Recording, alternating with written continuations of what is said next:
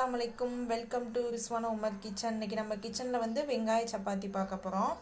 அதுக்கு தேவையான பொருள், நான் வந்து 1 கப் மாவு எடுத்திருக்கேன். ஒரு பச்சை மிளகாயை குட்டி குட்டியாக நறுக்கியிருக்கேன்.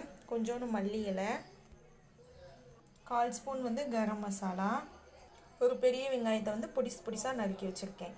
சரி வாங்க, இப்போ இந்த மாவில் வந்து நறுக்கி வச்ச ஒரு பச்சை மிளகாயை சேர்த்துக்கலாம்.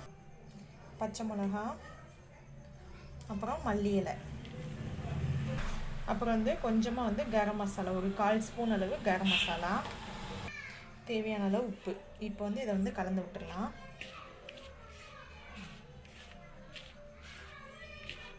கலந்து விட்டாச்சு. இப்போ இது கூட நறுக்கி வச்ச வெங்காயத்தை ஆட் பண்ணிக்கலாம். ஒரு கைப்பிடி அளவு வெங்காயத்தை அதில் சேர்த்துக்கலாம். அதையும் சேர்த்து கலந்து விட்டுடலாம். இப்போ கொஞ்சமாக வந்து ஆயில் ஆட் பண்ணிக்கலாம். ஒரு 2 ஸ்பூன் அளவுக்கு ஆயில். இப்போ இதை பிசைஞ்சு விட்டுக்கலாம். அப்புறமா சப்பாத்திக்கு மாவு பிணையிற மாதிரி பிணைஞ்சு எடுத்துக்கலாம், தண்ணி கொஞ்சம் கொஞ்சமாக சேர்த்து. இப்போ இது மாதிரி பிணைஞ்சு எடுத்து வச்சுக்கோங்க. இப்போ இதை வந்து நம்ம வந்து ஒரு குட்டி உருண்டையை எடுத்து சப்பாத்தி எப்படி போடுறதுன்னு சொல்லி பார்க்கலாம். இப்போ வந்து நான் ஒரு பெரிய உருண்டையை ஒன்று எடுத்திருக்கேன். இப்போ இதை வந்து பரத்திடலாம். லேசாகவே பரத்தி எடுத்துக்கோங்க, ஏன்னா வெங்காயம் மிளகா எல்லாம் இருக்கிறதுனால அப்படி லேசாக பரத்தி எடுத்துக்கோங்க. இப்போ இதை நம்ம வந்து தவாவில் போட்டு எடுத்துக்கலாம். இப்போ தவா வந்து ஹீட் ஆகிடுச்சு. நம்ம அந்த சப்பாத்தியை இதில் போட்டு எடுத்துக்கலாம். சப்பாத்தி வந்து போட்டாச்சு. இப்போ வந்து இது வந்து கொஞ்சம் நல்லா வெந்து வரட்டும். அப்புறமா நம்ம வந்து திருப்பி போட்டு ஆயில் வந்து மேலே தடவிக்கலாம். இப்போது திருப்பி போட்டுக்கலாம்.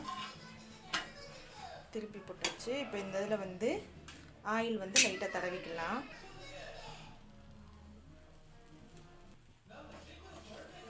லைட்டாக ஆயிலை தடவி வேகட்டும். இப்போ இதை திருப்பி போட்டுக்கலாம். இந்த பக்கமும் ஆயில் தடவிக்கலாம். 2 பக்கமும் இப்படி திருப்பி போட்டு நல்லா வேக வச்சு எடுத்துக்கலாம். இது மாதிரி திருப்பி போட்டு நல்லா வேக வச்சு எடுத்துக்கோங்க. இப்போ இது வந்து நல்லா வெந்து வந்துடுச்சு. இது தட்டில் இப்போ மாற்றிக்கலாம். இப்போ தட்டில் மாற்றிட்டேன். நீங்களும் இது மாதிரி எல்லா சப்பாத்தியுமே போட்டு எடுத்துக்கோங்க. எடுத்துட்டு இதை வந்து வெறும் வாயிலே சாப்பிட்லாம். அப்படி இல்லை அப்படின்னா இதுக்கு தொட்டுக்கிற குருமா இல்லை சட்னி வச்சு சாப்பிட்லாம், நல்லாயிருக்கும். உங்கள் குழந்தைங்களுக்கு இது போல் செஞ்சு கொடுங்க. இந்த வீடியோ பிடிச்சிருந்துச்சுன்னா லைக் பண்ணுங்கள், ஷேர் பண்ணுங்கள், சப்ஸ்கிரைப் பண்ணுங்கள். நீங்களும் இது மாதிரி சப்பாத்தி செஞ்சு பார்த்துட்டு கமெண்டில் சொல்லுங்கள் எப்படி இருந்துச்சுன்னு. தேங்க்யூ.